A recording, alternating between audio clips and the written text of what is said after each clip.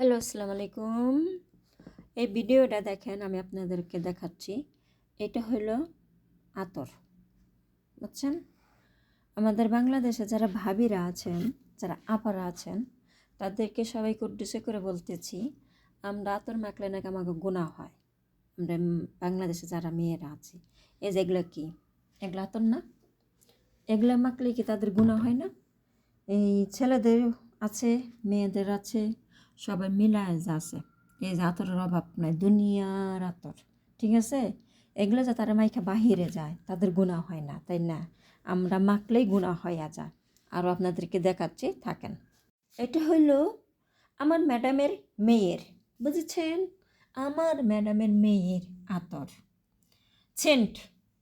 এটা হলো সব সেন্ট, দেখছেন? সেন্টের অভাব নাই, সেন্ট আর সেন্ট, কত সেন্ট দেখেন। এগুলা মাখে তারা দিয়া বাহিরে যায়, তাদের কোনো গুনাহ হয় না, তারা সব কামাই করে। আর আমরা দিয়া গেলেই আমাদের সব কামাই করি না, আমরা এলাম হারাম আমাদের জন্য হারাম। আতর দিয়া সেন্ট দিয়া বাহিরে যাওয়া যাবে না, গুনাহ হয়। কিন্তু সৌদি যে তারা মাখে, তাদের জন্য গুনাহ হয় না। হাদিস যত যা আছে সব আমাদের জন্য হাদিস আছে, বুঝছেন?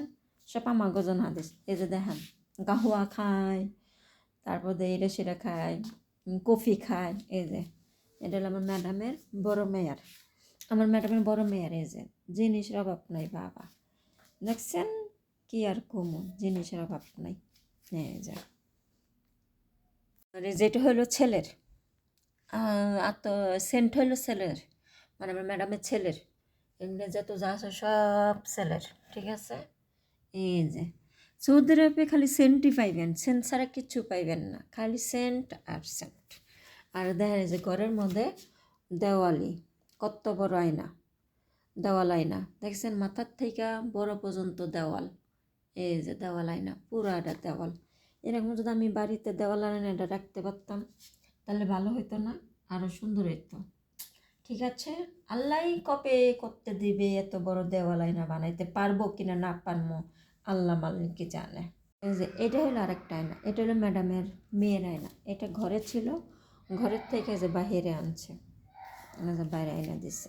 এই যে আমার সিঁড়ি বাইতে হয়, এই যে তিনতলা, এই যে তিনতলা পাইয়া উপরে যে দিকে যাইতে হয়, যে উপরে রুম আছে।